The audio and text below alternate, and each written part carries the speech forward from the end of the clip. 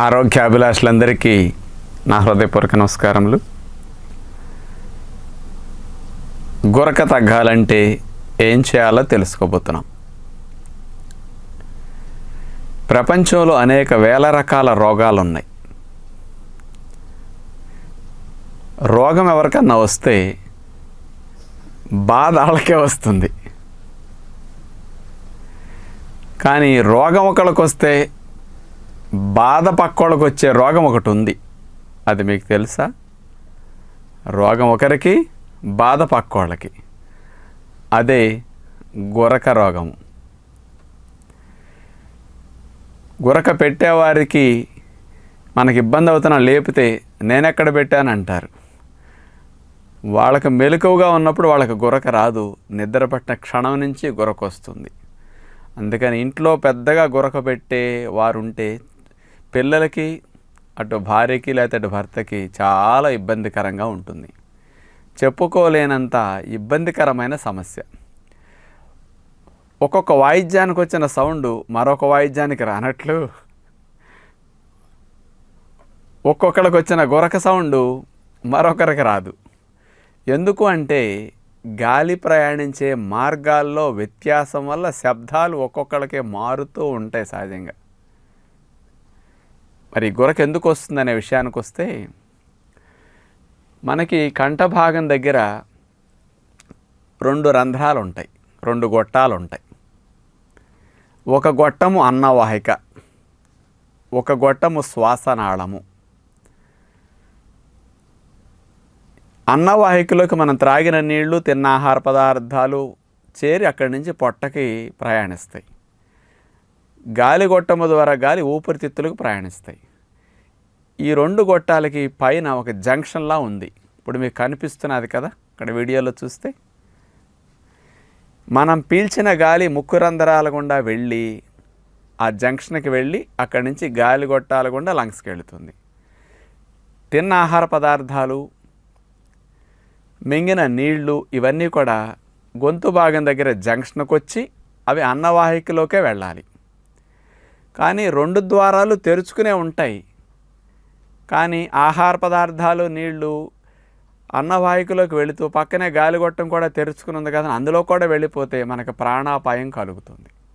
అంచేత అట్లా కలగకుండా మన మింగిన ముద్దలు, త్రాగిన నీళ్లు కేవలం అన్నవాహికలోనే పడేటట్లుగా తోయబడే విధముగా ఎపిగ్లాటిస్ అని ఒక మూత లాంటిది తెడ్డులాగా పనిచేసే విధముగా గొంతు భాగంలో ఏర్పాటు చేస్తుంది. ఇప్పుడు మీకు కనిపిస్తున్న చూడండి, ఎపిగ్లాటిస్ అది తెడ్డులాగా.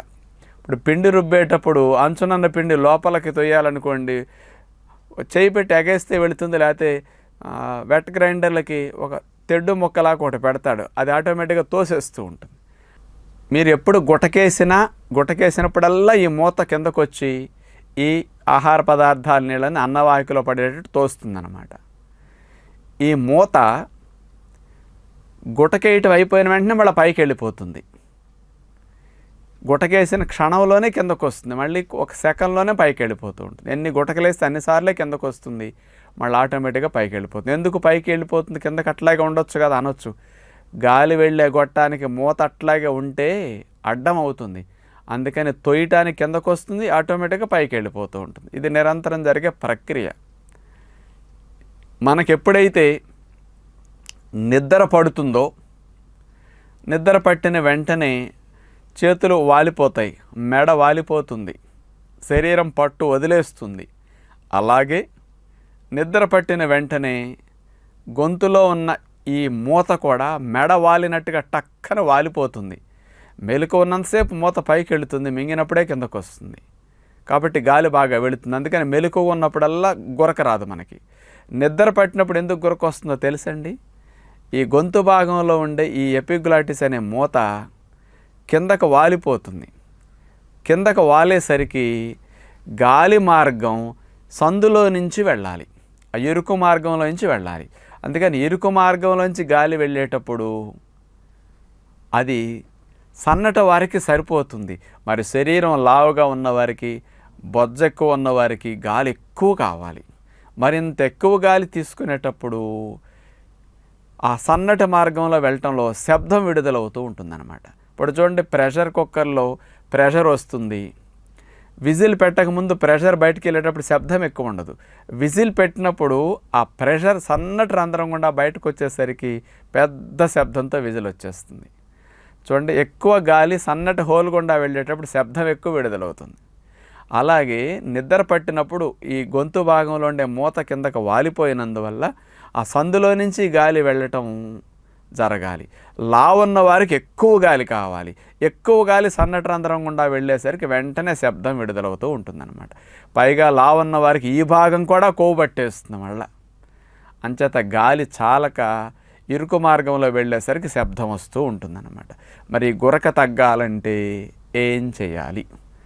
బొజ్జున్న వారికి, బరువు ఉన్న వారికి ఎక్కువ గురక వస్తుంది కాబట్టి బరువు బొజ్జుని తగ్గించుకునే ప్రయత్నం చేయాలి. దీనికి ఏమేమి నియమాలు ఆచరిస్తే గురక తగ్గుతుంది? మామూలుగా మనకి ఈ గురక తగ్గాలంటే ఫస్ట్ మీరు సాయంకాల పూట ఆహారాన్ని 5-6 గంటలకల్లా తినేసే ప్రయత్నం చేయండి. దీనివల్ల గురక బాగా తగ్గుతుంది. ఎందుకంటారా?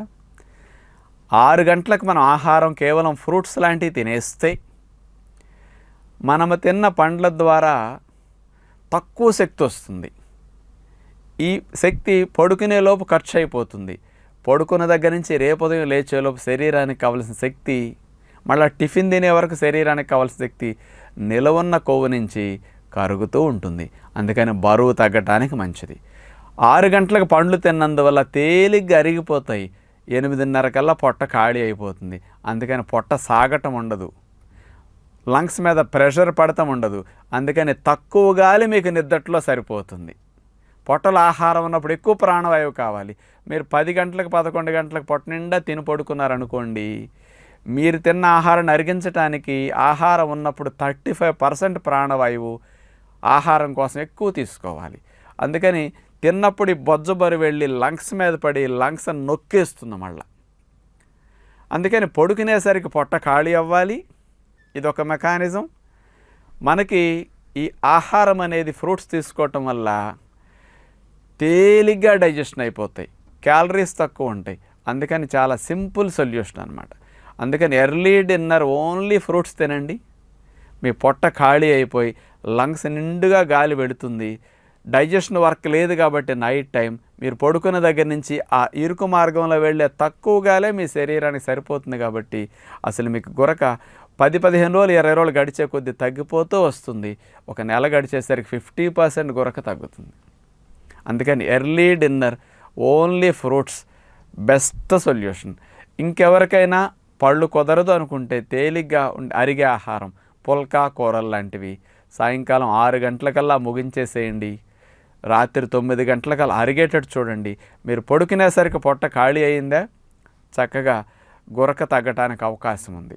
ఎర్లీ డిన్నర్ వల్ల బరువు తగ్గుతుంది, బొజ్జ తగ్గుతుంది, గురక తగ్గుతుంది, గాఢ నిద్ర పడుతుంది. ఇన్ని లాభాలు ఉంటాయి అన్నమాట. అందుకని గురక తగ్గాలంటే ఫస్ట్ నియమంగా 6-5 ఆహారం తినే ప్రయత్నం చేయండి. నైట్ ఆహారం జోలికి అస్సలు వెళ్ళకండి. రెండవ నియమం, గురక తగ్గాలంటే ప్రతిరోజు ఒక పావు గంటన్నా మీరు ప్రాణాయామం చేయండి. ప్రాణాయామం చేయటం ద్వారా ఈ భాగాల్లో పేర్కొన్న కొవ్వు కూడా కొంత కరుగుతుంది. ప్రాణాయామం చేయటం ద్వారా లంగ్ కెపాసిటీ పెరుగుతుంది. ఇరుకు మార్గంలో వెళ్ళే గాలి కూడా దీర్ఘంగా సరిపడా ఈజీగా వెళుతుందన్నమాట. అంచేత ఈ శ్వాస మార్గాల్లో ఉన్న అవరోధాలు కూడా తొలగుతాయి ప్రాణాయామం చేస్తే. అందుకని చాలా మంచి సొల్యూషన్ అనమాట. కొద్దిగా పావు గంట సేపు ప్రాణాయామం చేయగలిగితే. ఇంకోటి, మీకు గురక బాగా తగ్గాలనుకున్నప్పుడు, మరి బరువు బొజ్జ కూడా తగ్గాలంటే మధ్యాహ్నం కూడా మీరు పుల్కాలు తినండి, అన్నము తినకుండా.